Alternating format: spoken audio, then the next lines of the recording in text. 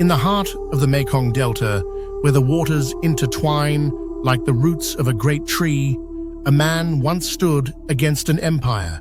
His name was Son Kuy.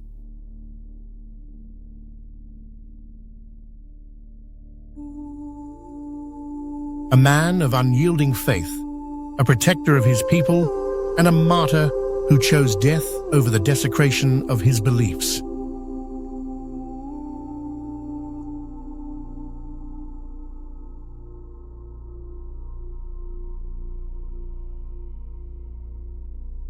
He was not a king or a warrior in the traditional sense, but his courage echoed through the generations like the beating of a drum, a call to resist, to preserve, and to honor what is sacred.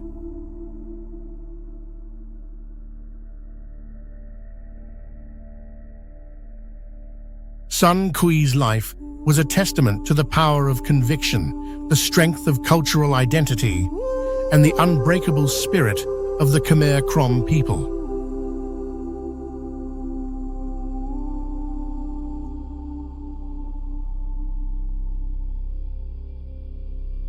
This is his story, a story of defiance, sacrifice, and an enduring legacy that continues to inspire.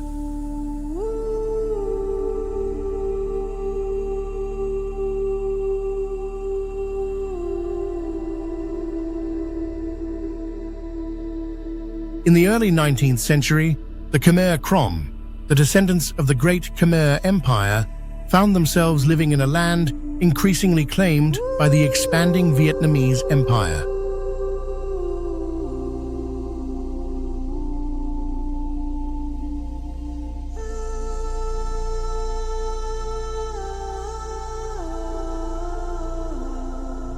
The Mekong Delta, once a thriving part of the Khmer heartland, was now under the shadow of the Nguyen dynasty.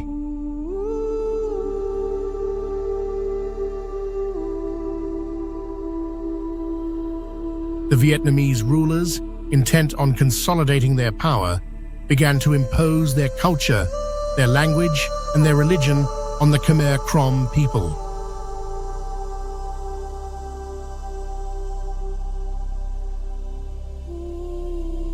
Under the reign of Emperor Minh Mang, these efforts intensified.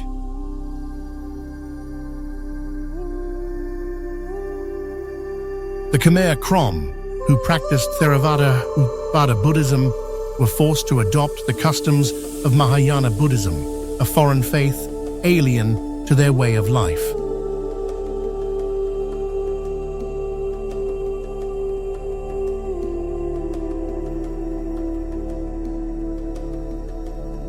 But in the face of this cultural erosion, one man rose as a beacon of resistance. Son Kuy, a deeply devout leader among the Khmer Krom, could not stand by as his people's identity was stripped away. He understood that to lose their religion was to lose their soul, and so he stood firm.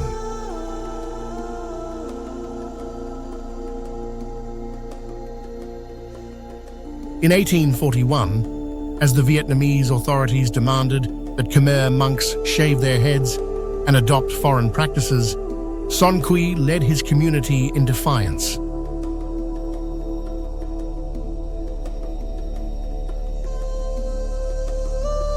He organized peaceful protests, petitioned the authorities, and became the voice of a people who refused to be silenced.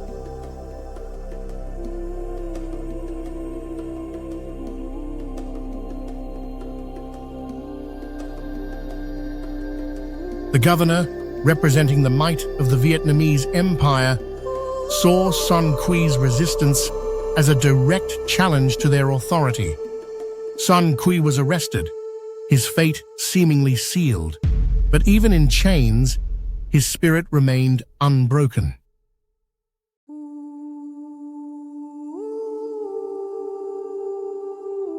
The governor offered him a choice: submit to the new religious order or face execution. For Son Kuy, the decision was clear. He would not betray his faith, nor would he forsake his people's heritage.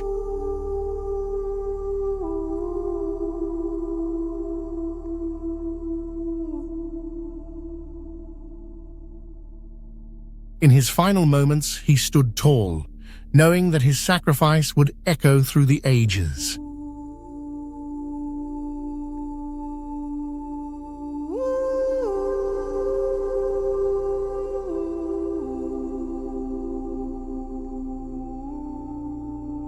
And so, in the city of Vinh Long, Son Kuy was beheaded, his blood staining the earth that his ancestors had called home.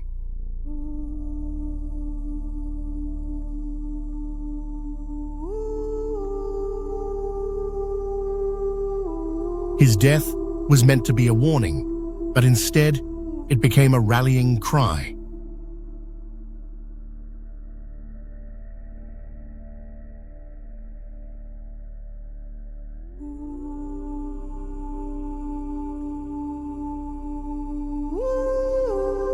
The news of his martyrdom spread like wildfire, igniting the hearts of the Khmer Krom people.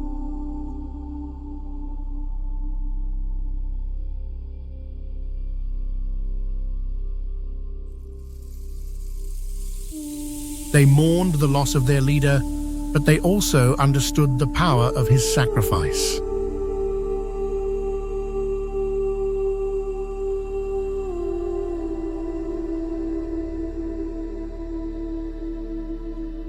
Son Kuy had given his life not just for his faith, but for the very essence of what it meant to be Khmer.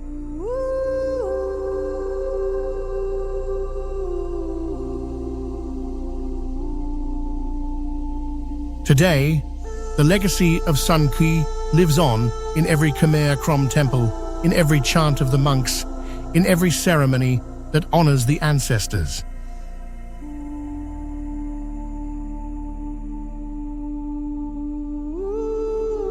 His story is more than just a tale of resistance.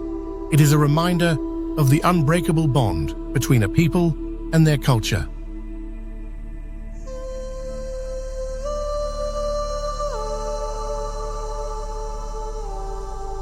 Son Kuy's leadership and conviction continue to inspire those who fight for their identity, their rights, and their heritage.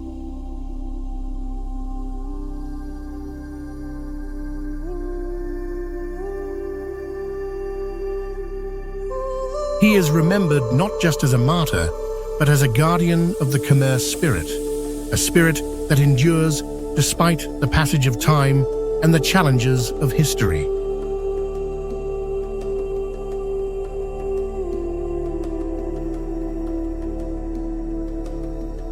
As we reflect on his life, let us remember that Son Kuy's sacrifice was not in vain.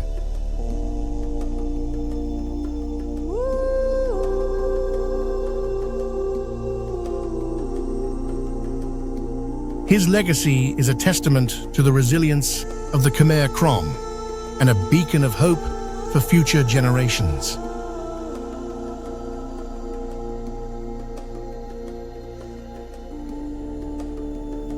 Son Kuy, a man who chose death over dishonor, will forever be remembered as a hero of the Khmer Krom, a symbol of defiance, a champion of faith, and a legend who gave everything for the people he loved.